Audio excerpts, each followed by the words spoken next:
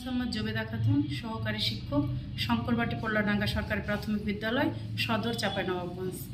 প্রাথমিক শিক্ষা অধিদপ্তর কর্তৃক আয়োজিত এবং USAIDর সহযোগিতায় এসোশিকি প্রকল্পের বাংলা বিষয়ক যে প্রশিক্ষণ, সেখানকার প্রথম ব্যাচের আমি প্রশিক্ষণার্থী হিসাবে আমার অভিজ্ঞতার বর্ণনা করছি। আজ এই প্রশিক্ষণের আমার চাকরি প্রায় 18 বছর। আমার অনেকগুলো প্রশিক্ষণ আছে, তার মধ্যে এই প্রশিক্ষণটাকে আমার কাছে নতুন এবং অনেক বেশি আধুনিক মনে হয়েছে।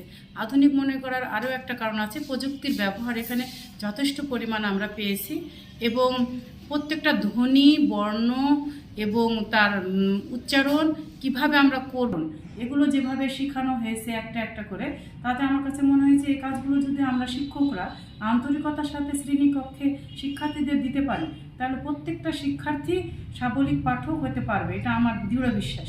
বারবার চেষ্টা করি, তাহলে আমরা অবশ্যই সফল হব এবং এই প্রশিক্ষণ আমাদের সেটাই করবে, এটাই আমি আশা করছি। ধন্যবাদ।